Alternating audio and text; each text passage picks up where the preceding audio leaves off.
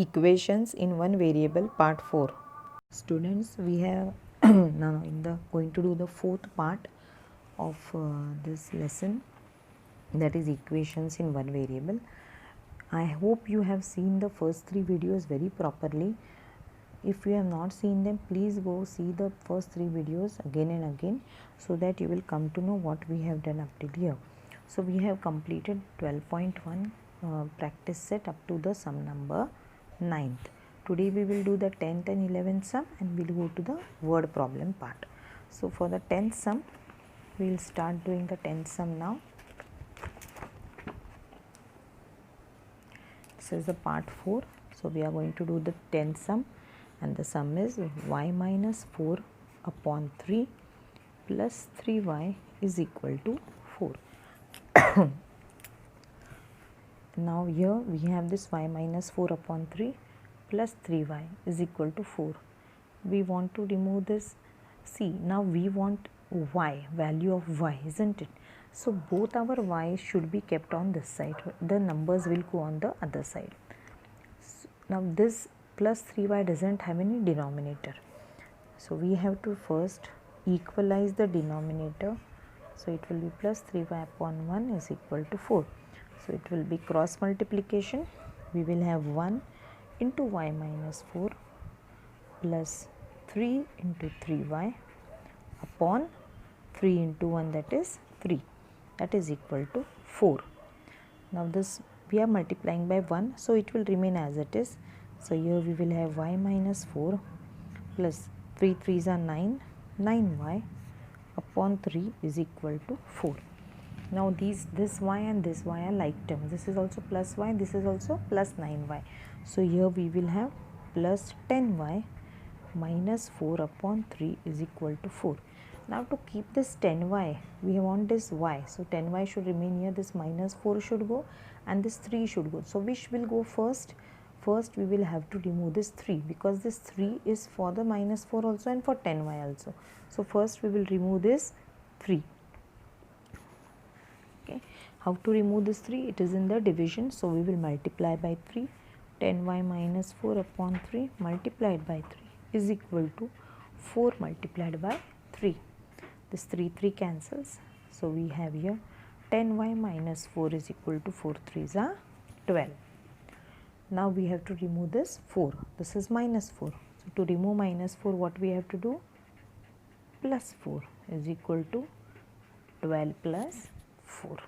Okay, I have not used the other pen this time, because you should be accustomed to using the same colored pen or same colored ink.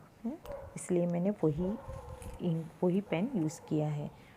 So here this minus 4 plus 4 cancels. This is 10y is equal to 12 plus 4 is 16. Now we want only y. We have to remove this 10. What is the sign between 10 and y? It is multiplication. So to remove this, we will do the division. 10 cancels. So y is equal to 16 upon 10. We can further divide this by 2. 2 5s are 2 8s are. So y is equal to, our final answer will be 8 upon 5. This cannot be further divided. So this is our final answer, y is equal to 8 upon 5. So if you solve stepwise the sums, you will not go wrong. First you have to remove, we have to see what we will remove first. There is y here, so we cannot remove this 3y. Don't remove this 3y, because we want that y. We want to find the value of y.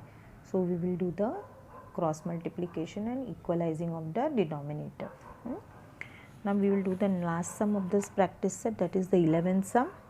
It is b plus 1 plus b plus 2 upon 4 is equal to 21. This is the sum.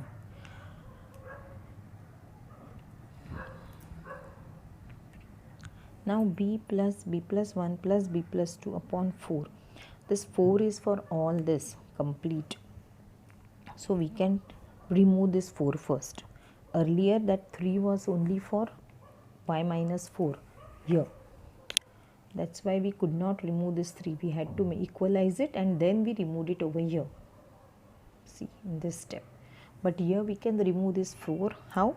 By multiplying by 4. So we get b into b plus 1 plus b plus 2 upon 4 multiplied by 4 is equal to 21 multiplied by 4. 4 cancels. So what we get here? b plus 1 plus b plus 2 is equal to 21 into 4 will be 84. Now we will solve this brackets. Now there is no multiplication anywhere, we have just addition is there, so we will write it as b plus 1 plus b plus 2 is equal to 84. Now how many b's are there? 3. 3b plus how much? 1 and 3b plus 3 is equal to 84. Now we have to remove this 3. So sign is plus, so for removing we will subtract it, is equal to 84 minus 3. So we get 3b is equal to 81. Now to remove this 3, what we'll do? We'll divide, is equal to 81 upon 3. 3 cancels. So b is equal to 3 ones are 3, 27s are. So b is equal to 27. So if you find that the sum is, when you look at the sum, you feel that the sum might be very lengthy or very difficult, but it is very easy sum. So I hope you followed this 2 sums. So we complete the practice set 12.1. Now let us go to the next part, that is the word problems. We will do the word problems. Okay.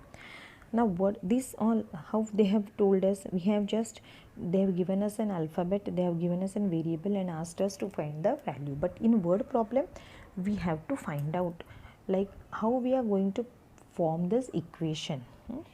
Let's learn how the information given in the word problem can be converted into an algebraic expression. So once some information will be given, we have to change it into this type of algebraic equation. How to do that we'll see. So for that you have to understand the word problem very properly, read it 2 or 3 times, try to understand the meaning and then only form the equation. My father's age is 32 years more than my age. Therefore father's age dash years. Now see, my father's age means it is, you are reading it, your father's age is 32 years more than my age, 32 years more than your age. So if your age is, see, 12, your father's age will be how much? Plus 32, that is 12 plus 32. If your age is 14, your father's age will be 14 plus 32. So whatever your age, if you add 32 to it, you will get your father's age. So that you will write here. My grandmother's age is 10 more than 4 times my age. See, read the sentence again. ये वापस ये पढ़ो आप. क्या बोला है यहाँ पे? My grandmother मतलब दादी या नानी. My grandmother's age is, मेरी grandmother की age कितनी है? 10 more than 4 times my age.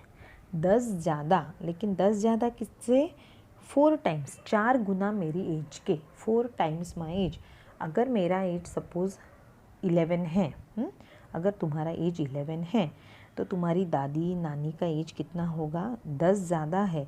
10 ज़्यादा किससे? 11 से 10 ज़्यादा है क्या? नहीं. 4 टाइम्स माई एज, 11 4 बार अगर 11 लेते हैं तो उससे 10 ज़्यादा. तो इफ़ माई एज इज़ 11, अभी यहाँ पे क्या दिया है देखो, माई एज इज़ x, यहाँ पे x है तो यहाँ पे फादर का एज क्या आएगा? अगर मेरा एज x है तो फादर का एज आएगा x प्लस 32, जो भी x है उससे 32 ज़्यादा. और यहाँ पे ग्रैंड मदर का एज क्या आएगा? 4 इंटू एक्स. क्यों 4 इंटू एक्स? 4 टाइम्स दिया है ना, 4 टाइम्स माई एज. टाइम्स जहाँ पे आता है 4 टाइम्स तो वो मल्टीप्लिकेशन होता है, हमेशा याद रखो.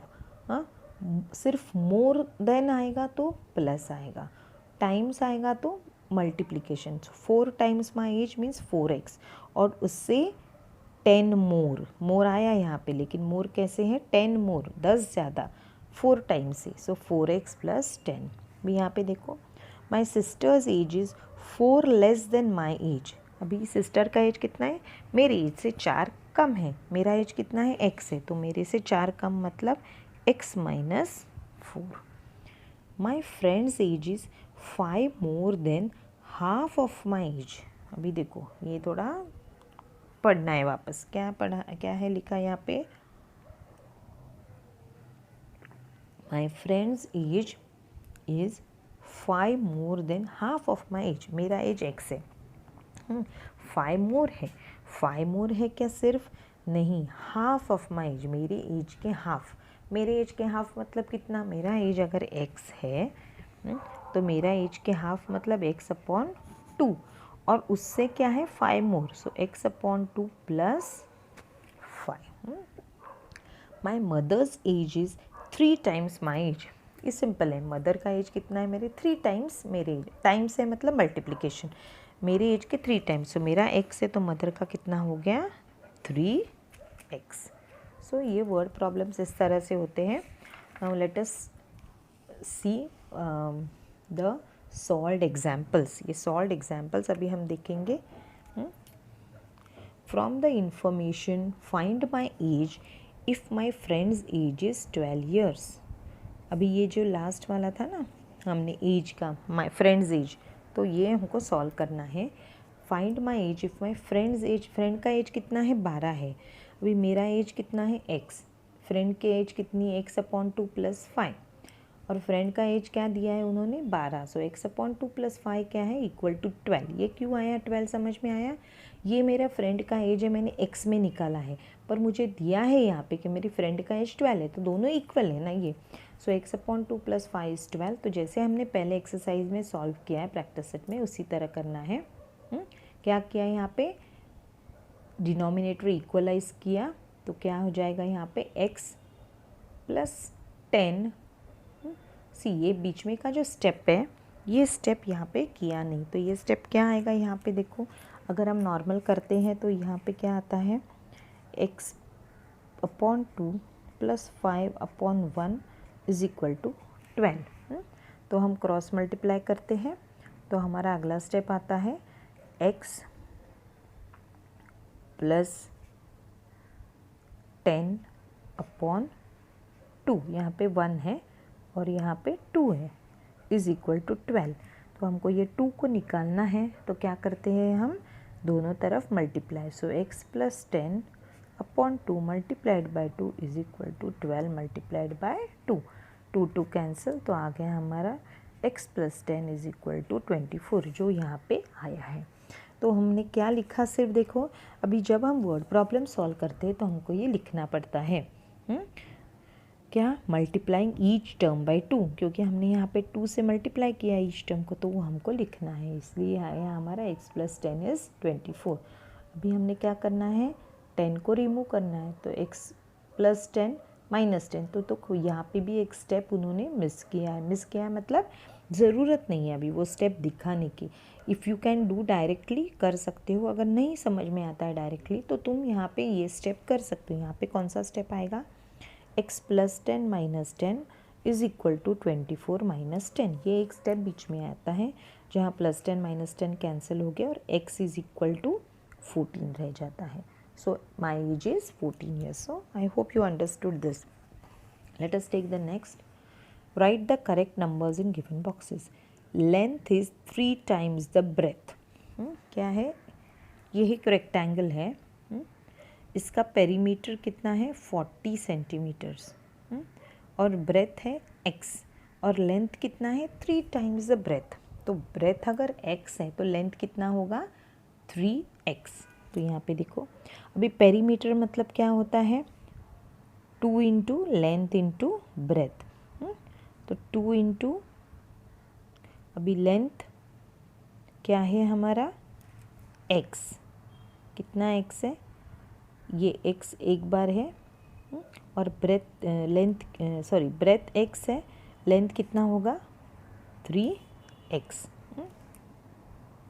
पेरीमीटर का मतलब क्या है 2 इंटू लेंथ इंटू ब्रेथ, तो लेंथ हमारी कितनी है 2 इंटू 3x, और ब्रेथ कितनी है हमारी 1x ही है ना, 1x, 1x, 1 क्यों, क्योंकि सिर्फ x है। अभी 3x प्लस 1x कितना होगा 4x, 3x plus 1x 4x, so 2 into 4x is 40, 2 into 4 कितना आएगा 8x इज़ 40, तो x कितना होगा डिवाइड बाय 8 करेंगे दोनों साइड तो x इज़ इक्वल टू 5 आएगा ना, 8 5 ज़ा 40। तो ये x क्या है ब्रेथ है, तो ब्रेथ कितनी है 5 सेंटीमीटर और लेंथ कितनी रहेगी 3x that is 15 centimetre. Okay, I hope you understood this. Now solved examples देखेंगे हम। Okay, one solved example we will see. Joseph's weight is 2 times the weight of his younger brother. Find Joseph's weight if sum of their weights is 63 kg.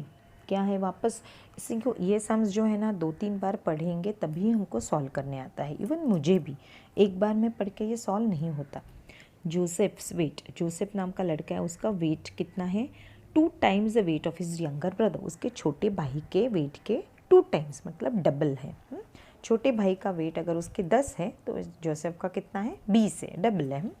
Find Joseph's weight if sum of their weight से 63।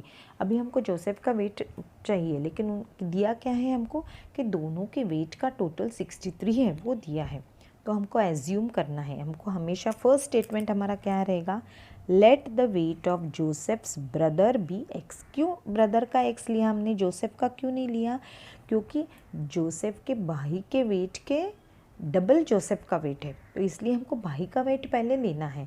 सो let the weight of Joseph's brother be X kg, तो Joseph का weight कितना होगा 2 times. Therefore यहाँ पे first statement क्या आएगा हमेशा लेट द, जो भी है पूछा है let the age be, let the weight be, let the denominator, जो भी होगा वो लेट पहले आएगा, बी एक्स या वाई या ए या बी कुछ भी ले सकते हो यहाँ पे। So let the weight of Joseph's younger brother be X kg।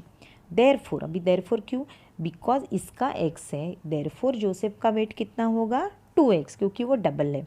अभी हमको दिया क्या है the total of both the years from the given information, ये जो इन्फॉर्मेशन दिया है उससे हमको क्या समझता है कि ये दोनों का टोटल x प्लस 2x कितना है 63, देयरफॉर 3x इज 63, अभी 3 को रिमूव करना है, देयरफॉर x इज 21। तो जोसेफ के भाई का वज़न कितना है 21, तो जोसेफ का वज़न कितना होगा 21 into 2 42 kg। I hope you understood this. तो ये सॉल्व्ड एग्जाम्पल्स जो है सेकेंड थर्ड वो हम नेक्स्ट वीडियो में पढ़ेंगे और नेक्स्ट वीडियो में हम 12.2 का प्रैक्टिस सेट भी स्टार्ट करेंगे।